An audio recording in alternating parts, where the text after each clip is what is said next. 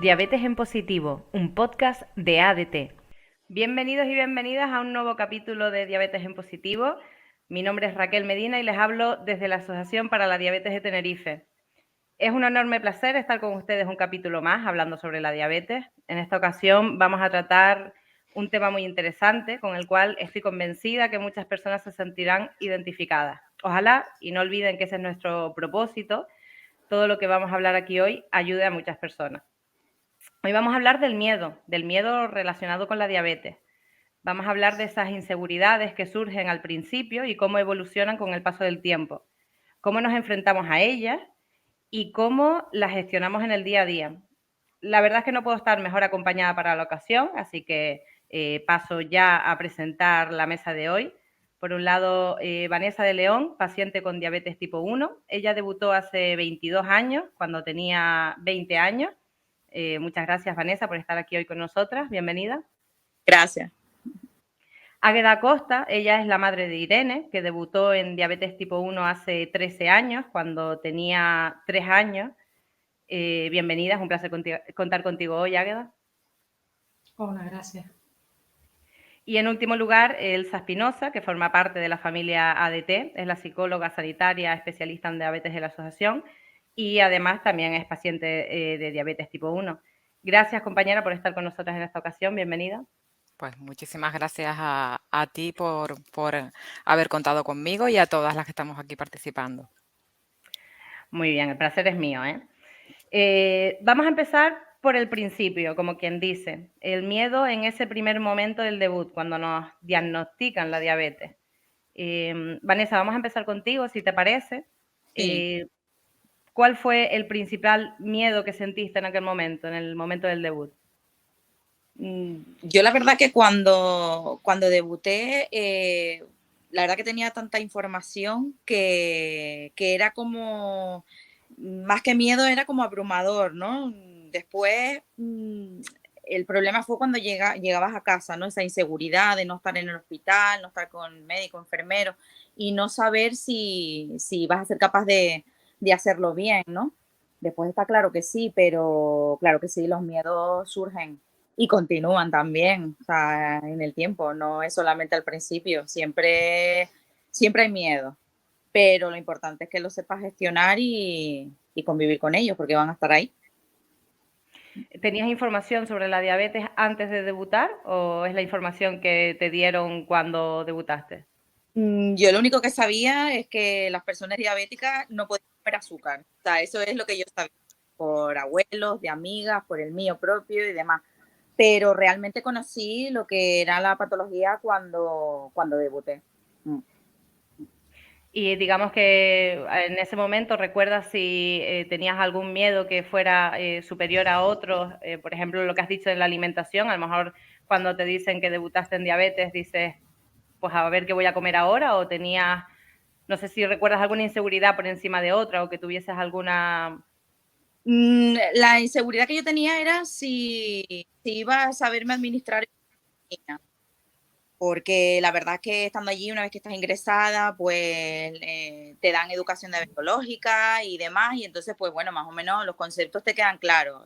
Cuando llegas a casa, pues el miedo era ese, las horas a las que me tenía que poner la insulina, si me ponía de más, si me ponía de menos, un poco así. Al principio fue un poco caótico. Ya, claro, es normal. Águeda, no sé si la experiencia desde el punto de vista de madre es muy distinta a la que cuenta Vanessa. Ese miedo en el momento del debut, en tu caso, ¿cómo fue? Yo creo que sí, yo creo que sí es distinto, sobre todo porque no eres tú, ¿no? Y es tu hija. Entonces, pasa, el primer miedo que sentí es la pérdida de control, ¿no? En este caso, Irene era pequeña y todas las mamis, cuando tenemos a los bebés pequeños, vivimos el día a día desde, ¿no?, el cuidado, que no se caiga, que no se enfermen, ¿no? Entonces, cuando te dicen que tiene diabetes, el primer miedo es el no controlar esa enfermedad, que no es una gripe, que te la llevas para casa, le pones una medicación y ¿no?, tienes esa capacidad de gestionar. Entonces, el primer miedo fue el una enfermedad que no puedes controlar. Y luego esto ya lo he escuchado a otras madres también. Entré en toda esa fase de por qué tiene diabetes ella y no tengo yo, porque qué hice mal en el embarazo, porque Irene era pequeña, qué hice mal en el embarazo para que tenga diabetes, qué hice mal durante esos 3 años para que tenga diabetes. Entonces entran todos los miedos de el incumplimiento de tu labor como madre y de la responsabilidad como madre para que tu hijo no enferme, ¿no? Que es como... Ahora lo puedo contar con tranquilidad, pero fue una avalancha y sucedieron muchos, por los días del ingreso, suceden muchos miedos que van como evolucionando. Y en el caso de Vanessa, que cuenta que tenía mucha información, ahora mismo no soy consciente de cuánta información me dieron, probablemente me dieron mucha, pero la cabeza está llena de todos esos pensamientos negativos y no tenía capacidad para escuchar toda la información que te están transmitiendo en el momento del ingreso, porque no puedes parar de pensar en buscar la raíz, luego estás días buscando, se han equivocado, un diagnóstico erróneo, esto no es cierto, estás todo el tiempo justificando para que te digan que no, que nos hemos equivocado, que no es diabetes, y yo a veces lo paso sana. Entonces, justo en el momento del debut creo que hay una avalancha de... Y es como una ola que va creciendo, en mi caso, fue una ola que fue creciendo y todo el periodo del ingreso fue bastante complejo a nivel emocional, subidas y bajadas, de estar súper tristes, después intentar estar contenta porque es una niña pequeña y tenías que, ¿no? que hacerle la convivencia en la hospitalización de forma agradable. Y el momento impactante es cuando ya, el mío fue cuando me dijeron llévesela a su casa y estaba en la puerta del hospital esperando a que me recogieran y yo decía, me la llevo para mi casa y cómo le doy de comer y cómo la pincho y cómo sobrevive esta niña conmigo. Es decir, yo en ese instante hubiera vuelto para atrás y hubiera dicho, mira, cógenos aquí en el hospital porque yo a mi casa no soy capaz de irme con la niña y las insulinas y el, ¿sabes? No. Fue todo ese tiempo, que fueron, en nuestro caso fueron 21 días o 22 días, y creo que no hubo un día de ola de miedos nuevos, análisis nuevos y sobre todo eso, ¿no? La búsqueda de que te dijera, miren que nos equivocamos, que no tiene diabetes, llévesela para su casa, que está sana. Es curioso que es verdad que pese a las diferencias, que las hay por supuesto, también hay factores en común entre lo que cuenta Vanessa y Águeda, como ese momento en el que ya sales del hospital y tienes que gestionarte. Uno es gestionarse a sí mismo y otro pues gestionar a su hija, que esa es una gran diferencia por supuesto. Elsa, desde tu punto de vista psicológico o personal, ya que también pasaste por ese momento, no sé si quieres aportar algo. Bueno, yo creo que simplemente, ¿no? algunos matices, ¿no? Sí que normalmente las que más sufren son los progenitores de los niños con diabetes, porque a quien le pasa algo es a la personita que tú más quieres, ¿no? Y de la que eres tú, te sientes tremendamente responsable, ¿no? Y de alguna manera te lo hacen sentir así también, ¿no? Cuando van al hospital reciben toda esa información. Y según también cómo tú la recibas, cómo la asimiles, pues cuando vas a casa, pues sientes que tienes o no la información necesaria para llevarlo a cabo, ¿no? Entonces, por lo general, sé que hay muchísima inseguridad, muchísimo miedo en general, tanto por parte de personas adultas como de los familiares, pero sí es verdad que se suele vivir con más sufrimiento y con más intensidad en los progenitores. Y normalmente suele ser ¿no? lo que han comentado las compañeras, ¿no? Lo haré bien y sobre todo en el caso, lo haré de alguna manera que al final vaya a generar alguna complicación ya como una hipoglucemia o una subida o a largo plazo futuras complicaciones, que también depende del significado que tú tengas cuando debutas con diabetes. Si el significado que tú tienes de la diabetes es algo muy negativo, si las personas que tú conoces con diabetes no la han llevado bien y estar complicada, no va a tener nada que ver lo vulnerable que te vayas a sentir en comparación con otra persona que a lo mejor conoce otra diabetes, conoce una persona con diabetes o varias que lo llevan bastante bien, que tienen una vida plena, ¿no? Entonces hay muchos factores que influyen en el miedo, pero sí que es verdad que hay cosas muy comunes que es ¿cómo hago yo? ¿Voy a ser capaz de hacerlo? ¿Generaré complicaciones? y también en un futuro, ¿no? Me imagino que sobre todo Águeda el futuro podrá llevar esto ella sola, lo hará bien, ¿no?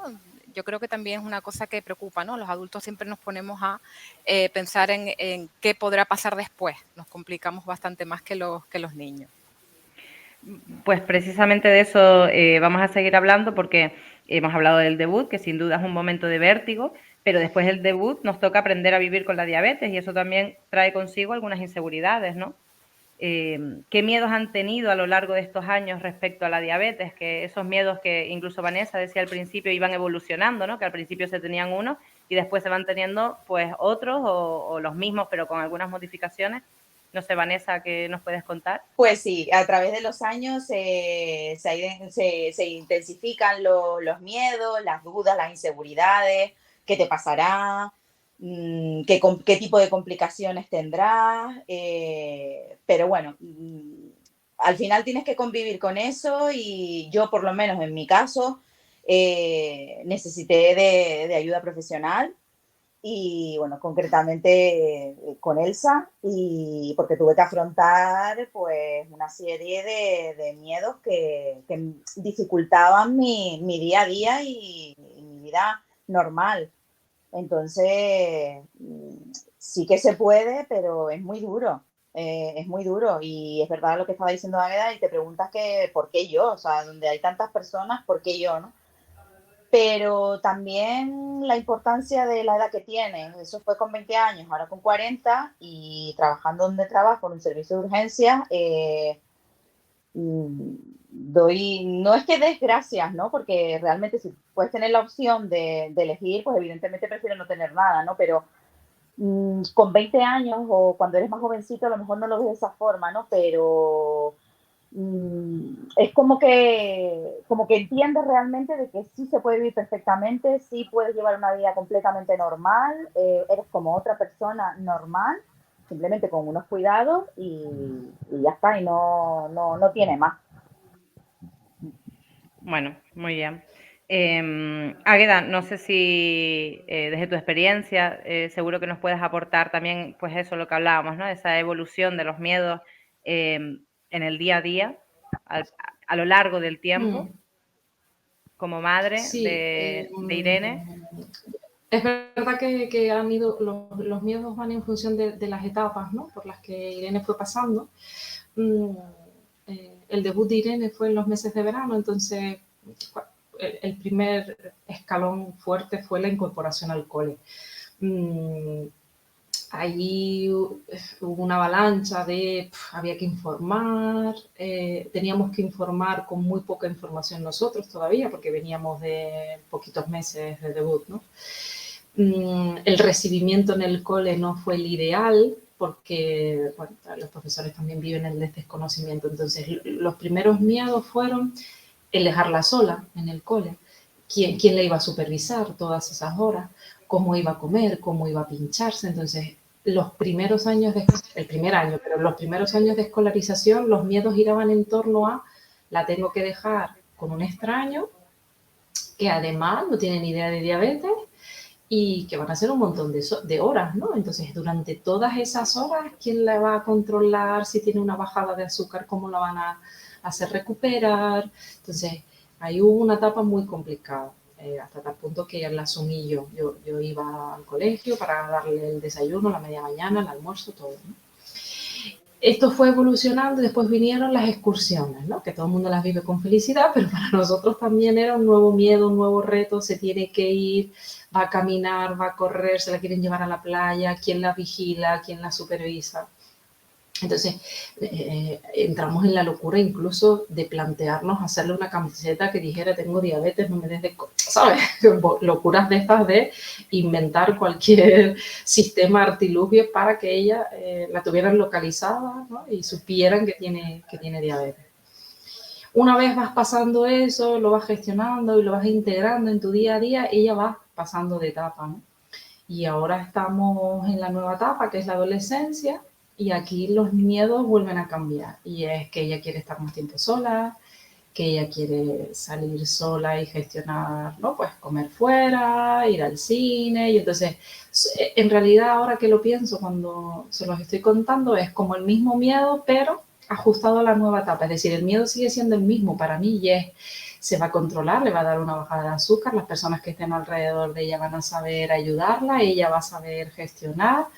Entonces, lo que pasa es que adaptado al momento en el que ella está, ¿no? También me acuerdo mucho del viaje de fin de curso, que en este caso tengo que darle las gracias a Elsa, que hicimos un itinerario personalizado de comidas, desayunos, almuerzos, incidentes, entradas, salidas del hotel, que le dimos al profesor casi hasta cuando la niña tenía que abrir los ojos, cerrar los ojos, para que se pudiera ir de viaje de fin de curso sin que eso le supusiera un trastorno, ¿no? Entonces, aunque ella vaya avanzando, como madre sigo temiendo, ¿no? Sigo teniendo la inseguridad de estará bien y sobre todo estará rodeada de personas que cuando no esté bien la puedan ayudar y la puedan atender, ¿no? Entonces, antes era más fácil, fíjate, yo pensé que iba a ser más difícil, pero antes era más fácil porque ella no demandaba tanta libertad, ¿no? Ella ahora quiere una libertad a la que a mí me cuesta a asumir porque tengo que soltar yo la rienda de la diabetes para que la coja ella, ¿no? Entonces, ese es otro paso y otro miedo de suelto. ¿Cuándo suelto? Suelto ya, y si suelto ya, ella va a poder asumir toda la responsabilidad. Entonces, bueno. Pero también quiero decir que estoy tranquila, porque claro, después de haber dicho esto, no quiero que las personas que nos escuchen piensen que no estamos tranquilas, lo que pasa es que te van asaltando, ¿no? Esas inseguridades y esos pasos que tienes que ir dando, no siempre lo haces desde la tranquilidad de otra madre de mi hija va al cine, pues que vaya al cine, ¿no? Y le preocupa otras cosas que no sea que se le suba, que se le baje, ese tipo, ¿no? De inseguridades que se nos añaden a las madres que sí tenemos niños con diabetes. Claro, incluso seguramente ella también ha ido evolucionando en los miedos, ¿no? Si ella debutó con 3 años, al principio nos contabas, con 3 años al final la conciencia que tienes de tener diabetes es poca o ninguna. Y ella también No, ha en ido creciendo realidad, Perdona, continúa, sí. no, que lo que te iba a decir a lo que estás diciendo es que en realidad para Irene no existe vida sin diabetes. Claro.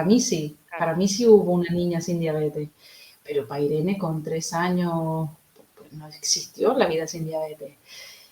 A lo mejor ella escucha esto y luego me corrige. Yo creo que para ella la diabetes empieza a existir desde un punto de vista de un impedimento ahora, en la adolescencia, cuando ella quiere hacer determinadas cosas desde la libertad que quiere tener y no es la total y absoluta libertad que es que... No, una libertad tan simple como cojo mi monedero y salgo por la puerta, ¿no? Sin estar pensando en que me tengo que llevar un zumo, un glucán, ¿sabes? La insulina, si me voy a quedar fuera, además tengo que llevar la otra insulina. Eso que al final lo tenemos súper interiorizado, pero que yo me doy cuenta que ahora sí es un poco más incómodo para ella antes, ¿no? Era su realidad y también era verdad que asumíamos nosotros el cargar con todo lo que había que cargar, ¿no?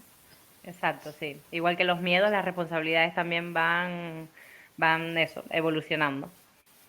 Elsa, respecto a esto, no es lo mismo el miedo que la fobia, ¿no? No es lo mismo. Entonces, ¿cuál es la diferencia y cómo puede afectar a la diabetes? Vale, pues mira, el miedo es una emoción totalmente normal y siempre que las circunstancias lo justifiquen, ¿no? Por ejemplo, si existe una amenaza real, si a mí me está bajando el azúcar y no tengo ningún hidrato de carbono a mano, lo normal es que sienta miedo y gracias a ese miedo yo me voy a proteger y voy rápidamente a buscarlo, ¿vale? Así que ese miedo es positivo, es adaptativo, me ayuda a estar bien. Pero si ese miedo es muy intenso, es muy continuado, muy molesto, me genera mucha ansiedad, ahí ya está interfiriendo, ya me impide hacer una vida normal, me limita y podemos estar hablando ya de lo que es una fobia. A mí, si ese miedo que tengo yo a que me dé la bajada de azúcar me influye de tal forma que en lugar de tomarme ese gel de glucosa, me tome además unas galletitas y después, ¿por qué no? Vamos a garantizar que esto no siga bajando y me tomo otro zumo y voy huyendo de la hipoglucemia a base de estar en hiperglucemia, o dejo de conducir por miedo al bajón, o dejo de hacer ejercicio, realmente sí que ese miedo no es adaptativo, no me está ayudando, todo lo contrario, ¿no? Está limitando mi vida y haciéndomelo pasar mal, ¿no? Generando bastante malestar. Entonces esa es yo creo que la diferencia clave entre miedo, que es positivo, que es adaptativo, y lo que es fobia, es pues que uno te ayuda a sobrevivir y a incluso con calidad de vida y a protegerte, y el otro te desorganiza, ¿no? Te hace vivir con sufrimiento, con malestar y te limita. ¿Vale? Y aquí en diabetes pues sí que hay unas fobias que nos limitan bastante, ¿no? No es lo mismo una persona que no tiene diabetes y no tiene que estarse pinchando continuamente que una persona que tenga fobia a las agujas y que tenga diabetes tipo 1, ¿no? Es bastante condicionante, o fobia a la sangre, ¿no? A la hora de hacerse las pruebas capilares, va a condicionar bastante una persona que tiene diabetes, ¿no? Si sufre esa fobia, si no la tiene, pues no es tan limitante, ¿no? Vanessa, Águeda, no sé si con esto que nos acaba de contar Elsa os sentís identificadas de alguna manera, alguna vez ese miedo ha sido limitante para, o sea, afectado en el día a día. En mi caso, no sé explicar la diferencia como Elsa, pero sí, yo he llegado a tener fobia, ha dificultado mi día a día, mi trabajo, y pasé una época bastante mala, pero con ayuda profesional lo puedes superar.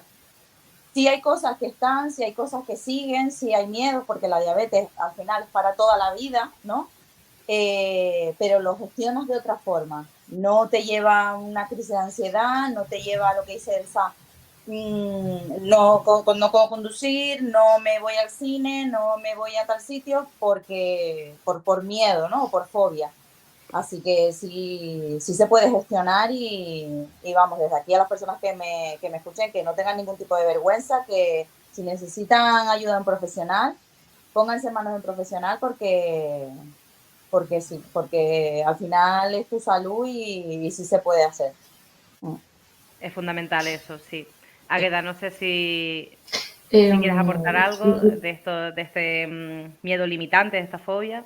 Sí, yo creo que, bueno, no lo sé, no sé si bien los padres se da más, yo creo que sí, que se nos dio sobre todo porque me acuerdo de no dejarla ir a los cumpleaños, no dejarla ir a las fiestas, que la invitaba, durante mucho tiempo no la dejaba quedarse en casa de sus amigas sí podían ir a casa, pero ella no podía ir a casa de otras, entonces yo creo, por la definición que acaba de decir Elsa, que esto limitó y impidió durante muchos años que ella llevara una vida más normalizada con respecto a lo que hacían las amigas de su edad, ¿no? Incluso no salir, yo siempre lo he dicho, yo el primer año de debut de Irene, nosotros no salimos nunca a comer fuera, nunca, ni una sola vez. A ningún bar, a ninguna cafetería, no era capaz. Entonces, claro que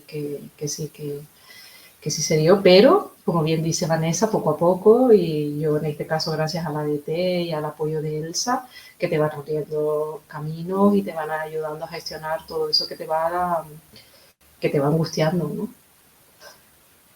Bueno, para finalizar y a raíz de lo que estáis contando, tan importante es reconocer los propios miedos como saber afrontarlos y gestionarlos.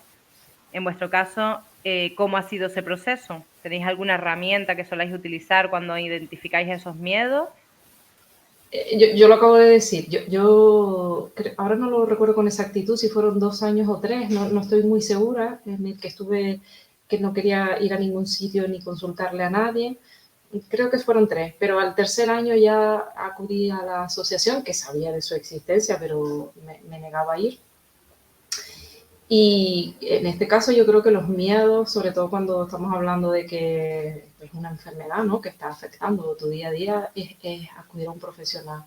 Y acudir también me ayudaron mucho la charla de la escuela de padres, ¿no?, de niños con diabetes, en el que eres capaz de entender que no estás sola, que no te lo estás inventando, que no estás loca, que no eres una mala madre, que no lo estás haciendo mal porque quieras. Entonces la escuela de padres y el que me atendiera una profesional y nos guiara y nos ayudara fue lo que para mí fue apertura de miras, y coincidió también que Irene empezó a participar en las actividades de la asociación, y el poderla ver con otros niños haciendo actividades también nos hizo entender que la vida era mucho más sencilla de lo que nosotros estábamos haciendo en esos primeros años de debut. Muy bien. Vanessa, en tu caso. Pues en mi caso, pues lo que comentaba, ¿no? Con el transcurso de los años te vas dando cuenta de que eso, ¿no? Que puedes llevar una vida normal y demás. Pero creo que mi principal problema fue el rechazo inicial, ¿no? A la enfermedad, a negarme de que fuera algo para toda la vida, ¿no? En mi cabeza no cabía que iba a tener que convivir con esto. No lo quería en mi vida, y el rechazo era tal que interfirió, pues, lo que les comentaba antes, en mi día a día, y realmente creí que no iba a poder salir de eso, pero sí. Si se puede, estuve muchísimos años negándome, por ponerte un ejemplo, a ponerme una bomba de insulina. Me negaba a llevar la bomba incorporada a mí, o me negaba, y bueno, ahora mismo, como me la quites, te corto las manos. No puedo vivir sin ella, y de verdad que animo sobre todo a toda la juventud, porque también pasas por esa edad, ¿no? Como la hija de Águeda en este caso, ¿no? Donde, ay, que si esto, que si me ven, que si no sé qué, la playa, que si no sé cuál. Nada, tontería, somos como los demás, somos personas que podemos llevar una vida igual que los demás, y para adelante. Que se puede con esto y con más. Muy bien, sí, desde luego. Elsa, desde tu punto de vista psicológico, al final también tratas en tu día a día muchos de estos miedos, ¿no? Ujú. Sí, claro que sí. Yo creo que han dicho una cosa fundamental, ¿no? Que es de primera entrada es no negar que lo tenemos. O sea, lo primero es aceptarlo. Tengo miedo, es normal, y voy a identificar a qué le tengo miedo. ¿Qué es lo que a mí me preocupa? ¿Qué es lo que quiero que no pase? ¿No? Y una vez que yo lo tengo identificado, pues voy a ver qué posibilidades reales hay de que ocurra, ¿no? Porque, por ejemplo, en el ejemplo de la bomba, que hay muchas personas que les ha pasado lo de Vanessa. No, yo no quiero llevar la bomba, porque yo me he enterado del caso de una persona que después tuvo cetosis, no le pasaba la insulina, lo que sea, ¿no? Entonces, si no estamos bien informados, no tenemos una buena información, podemos creernos que, bueno, pues que los riesgos a los que tememos son más probables de que ocurran, ¿no? En este ejemplo de la bomba, pues la siguiente pregunta que me tendría que hacer es ¿qué posibilidades reales hay de que ese riesgo al final se dé? ¿No? Y con lo de la bomba, pues nos sorprenderíamos porque son pocas las posibilidades de que se dé esa cetosis, ¿no? Por ejemplo, ¿no? Y si es así, bueno, ¿qué posibilidades hay? ¿Puedo hacer algo para evitar que ocurra lo que yo temo? Y si puedo hacer algo para evitar que ocurra, en el caso de la bomba, por ejemplo, pues podemos hacer muchas cosas para evitar que ocurra la cetosis. Pues mira, ya voy a tener menos miedo, ya voy a tener más herramientas para afrontarlo, ¿no? Y si no puedo hacer nada para evitar que de vez en cuando ocurra, ¿qué es lo peor que puede pasar? Porque muchas veces es más el miedo que tenemos que irracional, que cuando lo racionalizamos y pensamos, bueno, y al final, si ocurre lo que yo temo, es tan grave, ¿podré seguir con mi vida? ¿Saldrá el sol? Y normalmente la respuesta es que sí, que no es para tanto, ¿no? Entonces yo creo que sí que es importante que hagamos frente a ese miedo, que lo identifiquemos, que lo aceptemos y que busquemos información en fuentes fiables o profesionales que sean expertos en la materia, personas también en las que confiemos, que tengan una información válida, y ir poquito a poco estando bien informados, ir cogiendo recursos, que la educación diabetológica también nos va a dar bastantes recursos para disminuir ese miedo que muchas veces tenemos por una falta de información o una información errónea. Y bueno, y si también es verdad, por tener diabetes hay un miedo, hay un riesgo extra, ¿no? Que siempre nos comentan. Oye, hay un riesgo extra de, por supuesto, de que te den bajadas de azúcar, evidentemente, por estar con insulina, por ejemplo, o un riesgo extra de algunas complicaciones a largo plazo, bueno, en determinadas ocasiones, ¿vale? ¿Me ayuda en algo estar constantemente pensando en eso? ¿Me ayuda? Bueno, si me ayuda, pues bueno, para adelante, pero la inmensa mayoría de los casos la respuesta es que no. No me ayuda a centrarme en lo que yo no puedo controlar, en la que está fuera de mi control, ¿no? Entonces, lo ideal es prepararnos, armarnos de buena información, de buena educación diabetológica, de recursos, de personas en las que tenemos confianza y bueno, centrarlos en lo que podemos controlar, en la que está de nuestra mano para reducir los riesgos y lo que no aceptarlo. Vamos, vivir ya entraña un riesgo, ¿no? ¿Quién te dice que coges el coche y no pasa algo y dejamos de conducir? ¿O estamos amargados constantemente porque existe esa posibilidad? Pues lo mismo, ¿no? Muchas veces con algunas complicaciones de la diabetes en las que le damos demasiadas vueltas y muchas veces por eso parece como que aumentan las probabilidades de que ocurra, ¿no? Y todo pasa en nuestra mente. Realmente después los datos objetivos no son así. Entonces, bueno, vamos a centrarnos en lo que podemos controlar y lo que no aceptarnos y disfrutar de lo que tenemos, que es muchísimo. Bueno, a mí me parece un mensaje estupendo para finalizar. Nos hemos quedado sin tiempo. Así que, bueno, pues muchas gracias Vanessa, Águeda y Elsa por vuestras aportaciones y por vuestro tiempo. Ha sido un placer. Igualmente, a todas. Gracias por invitarme. Pues hasta aquí este capítulo de Diabetes en Positivo. Recuerden que tendrán un nuevo capítulo disponible el primer viernes de cada mes en iVoox, Spotify, YouTube y nuestra página web. Gracias al Instituto Insular de Atención Social y Sociosanitaria por hacerlo posible. Seguimos aportando valor desde la ADT. Muchas gracias y hasta pronto.